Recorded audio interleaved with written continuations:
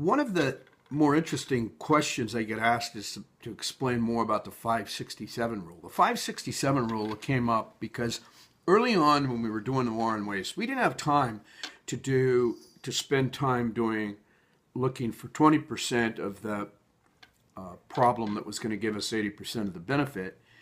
We said, well, look at 5% and see where that gets you, because we were in a hurry. We didn't have a lot of time.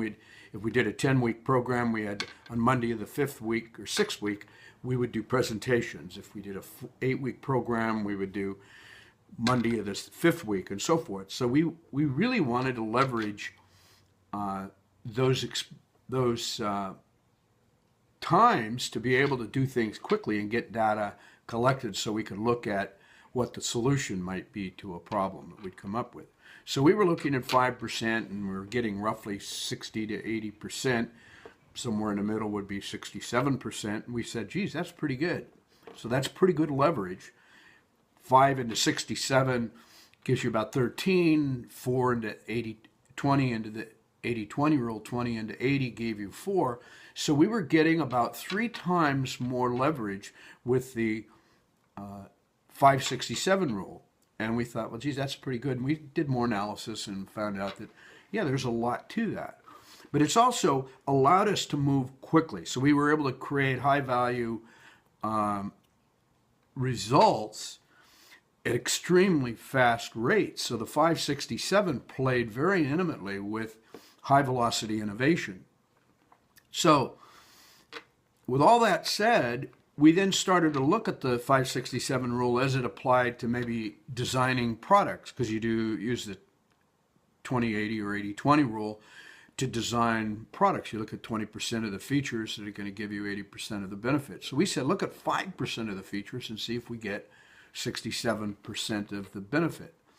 And we did that on quite a few different projects, and we were continually getting the results that we expected.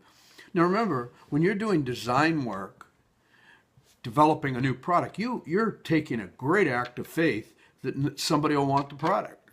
So as an investor in new products, take a small bite out of the elephant, do a 5% and see where you end up, and then put the concerted effort into fine-tuning it and getting the product that you really want out there. But run the 567 rule first. So we'll talk more about that over time, but let it suffice it to be that the 567 rule has served us well. You look at 5% of the problems give you 67% of the objective you're trying to find. In other words, you find 5% of your customers are 67% of the problem, or 5% of those same customers, or hopefully different customers, are 67% of your revenues. So keep that in mind when you're doing analysis. It's pretty simple, and you don't need to get bogged down in the paralysis of analysis. By the way, if you want to find out more about what we're doing, you can go to our website, thewaronwaste.com, waronwasteacademy.com, and read about what we're doing, and also listen to other videos that we've posted there. Be on the lookout for a new product we're coming out. It's an internet version of the War on Waste, where we're calling it eWow, and eWow is basically going to be a place where you can post ideas, work them through the process to completion, and then track them to implementation all the way through till you've achieved the goal of whatever waste that you said you were going to recover at the end of a year. So anyway, look forward to seeing you on the other side. In the meantime, have a good day. Thank you very much.